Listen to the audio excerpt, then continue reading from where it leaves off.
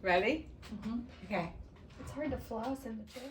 If it gets bad, I'm going cut. No cutting.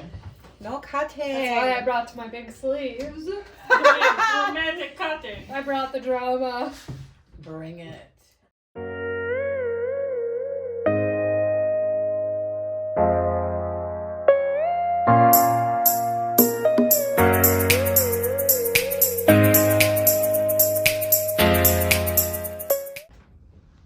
Hi guys. Hi. Welcome to our YouTube interview with Christian.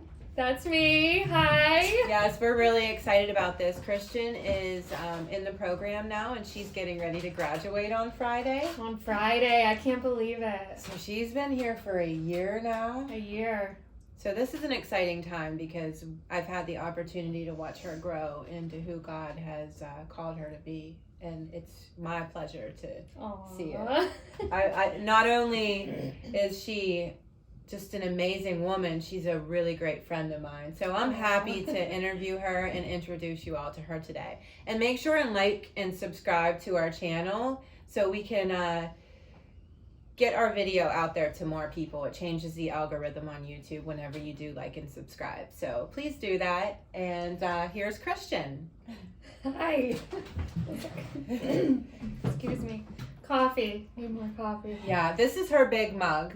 So this is the interview right here. This is Christian in a nutshell. She loves coffee. I do. And a lot of it.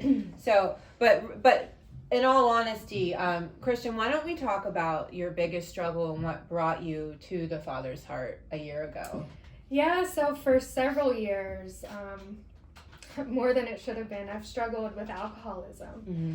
But since my time being here, I realized that it wasn't really the alcohol that was the problem. It was always the underlying emotions, issues that manifested itself in the alcoholism. Mm-hmm. So, growing up, I just struggled with low self-esteem, low confidence, never felt good enough, and I had a lot of anger issues too, which even not even anger but rage, a lot of rage. So I struggled with that, like I said, for several years, and I tried to mask it, of course, with like the college a degree, the fancy job. I was striving in my job, but on the inside I was still dying and just getting worse and worse. And I started drinking in high school, and of course, I wasn't a full-blown alcoholic then, but it just snowballed to something completely out of control.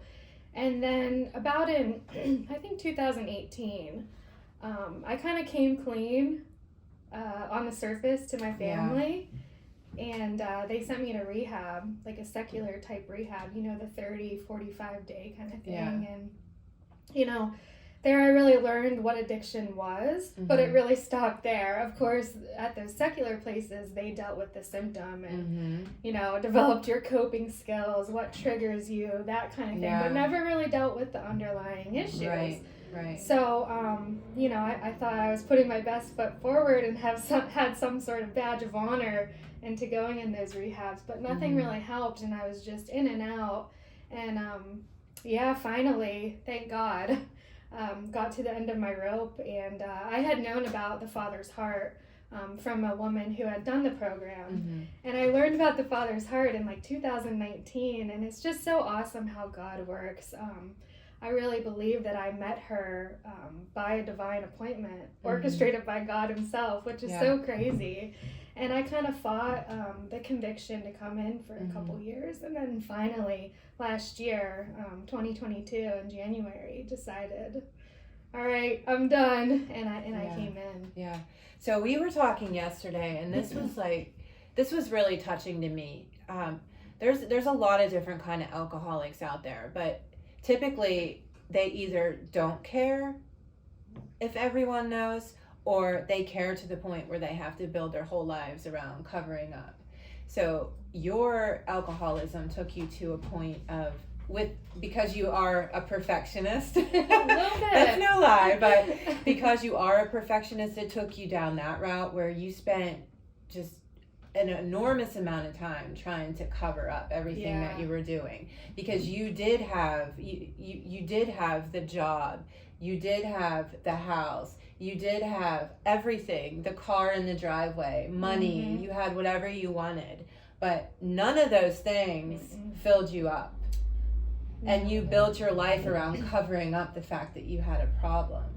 So when you did come into the program, what broke down that wall of that perfectionism to get you to the point where you needed to be, to know that you had a mask on, that you were covering things up, that you needed to go outside of yourself and do some kind of work in that area? Yeah, so definitely that was a big part of my story, just wearing all those masks. And it was, I think being an alcoholic in and of itself is a full-time job. Yeah. It really is. It is not fun. The amount of planning that you have to go into, it's just, it is literally a full-time job. And yeah, I mean, I lived a lie for so many years, and looking from the outside, you would really never know. I mean, of course my family knew and my close friends knew, but from the outside, you really wouldn't know. And so when I came in here, it was like very freeing in that I knew I literally had no masks left. Like I had lost, I don't want to say everything, but a lot. Cars, houses, jobs, good jobs. I mean, it just broke me down. Like I literally had no masks to put on. And I came to realize now this a little bit of a journey, right? Because I was here for 6 months. Yes. Left for a month. Right. And came back. Yeah. So I want to be really honest in saying when I came in here the first time, I still had a little bit of a mask on. Yeah. And that if I just go through the motions and, you know, And you didn't have a hard time doing that because you spent your life in church. Oh, no, that's easy to me. Yeah. Yeah. So you had that background of church, so you could play the part. Oh, yeah. I could come in, know some scripture, know all the songs, knew how to dress, knew how to present myself. But on the inside, you know, my heart was not completely surrendered. And I can say that with confidence now, because I've walked that journey and I know what it is to be maybe 50% surrendered, and I know what it is to be 100. Yeah, so you told me about this moment you had whenever you left and you were at home, and the moment that you realized that God was seeking you, that he was desiring you to come back to him. Will you tell us about that moment? Yeah, and I'm so happy to share. Thank you. So, yeah, I went home and pretty much immediately, I'll say, picked up. And all of this is a little bit fuzzy to me as far as like how it all transpired, so just bear with me. But so went home and picked up immediately. And at the time I was so offended, like things between my family here just weren't, it wasn't great. Really offended, hardened heart, which led to like resentment, bitterness, all those familiar feelings, right? Because we tend to go back to our pattern, you know?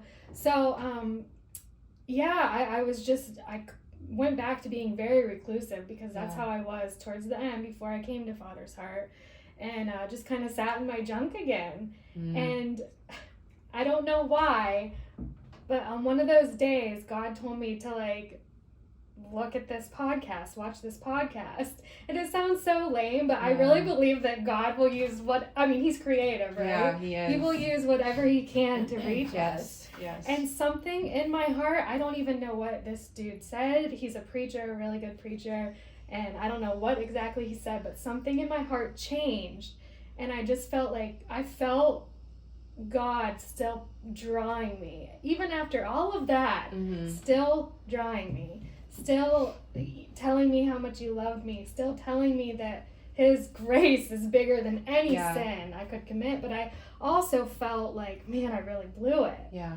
Here I am, like he orchestrated this whole thing for me to get well. And now, here I am, back at the Pool of Bethesda, sitting on my mat in my junk, and he's saying, do you want to be well? And That's immediately convicted, but I fought it still. Yeah, but you know, that gives me chills every time you say it. Do you want to be well? Yeah. Did you want to be well? I wanted to be well, but I wanted to hold on to my own will too. Yeah. And that's double-mindedness. You can't serve two masters. Right. And that's kind of what I wanted to do. I love Jesus. Oh, I love him. And I have. I don't know life without Jesus, really, because I grew up in the church. but I just had trouble with that surrender, and I didn't know what surrender looked like. I didn't know what submitting to God looked like. And I wanted someone to give me a piece of paper with a checklist. Do all these things and you'll be free. And that's just not how it works. No. So yeah, then I ended up coming back, thank God. And it's just amazing to me that like literally nothing can separate us from the love of God. Nothing. Not even our sin. No, absolutely not. And when I came back, you know, I of course felt regret, and I felt shame, and I felt guilt, and it took me a little bit to get over that, but I did. And you know, a lot of that is like I see now that I had to go through that failure to get where I'm at now. It was humbling. Very humbling. Yeah. Very humbling. Yeah, and now you're graduating on Friday, like I said. Yeah. And what are your future plans? What are you doing now? Yeah, so now this season is coming to a close, starting a new season. But I plan on staying here in Reentry, here at the Father's Heart. Yeah, and you're going to be an intern with us. And I'll be an intern with you guys, which is so funny, awesome. Right? Because remember? Oh, I know. Oh it was really funny. I'll tell them too. I got a word from the Lord one day. And when I get a word from the Lord, it overpowers me, and I come to tears. She does. So I got this word that said, she's going to be working here. And it just brings me to tears now because it brought me to tears, and I told her, and this was before she left the first time. And now she's back and it's happening. So, I mean, God keeps his promises. Yeah, because when he made a promise that day. Yeah, because when you told me, I'm like, no way. I know. I even thought that, like, that's impossible. Yeah. That was definitely not my own thought. Yeah. But it's really amazing. You're doing great, and you have big plans. Yeah. What else are you doing? Yeah, so I'm really excited.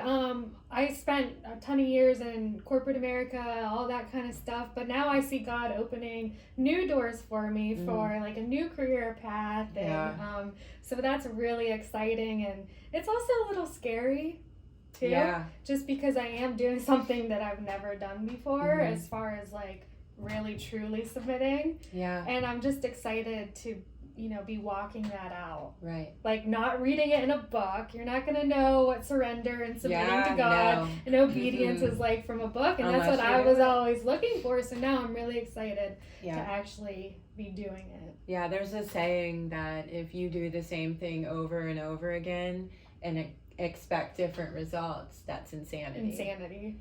So you are doing something different and you're going to get different results. That's a miracle. It is. So we thank you guys so much for listening to this interview today. Do you have anything else to say? I don't think so. I'm just really excited, and I'm excited to see what God's going to do in my life and this ministry. It's absolutely. There's just so much hope for the future. Well, thank you for being open with us today and sharing everything. Of course. Thank you. And we love all of you. Please like and subscribe to our channel. And we hope to see you soon. We'll be interviewing somebody new next week. I'm not sure who it is yet, but we will definitely let you know. We love you. Love you. Bye.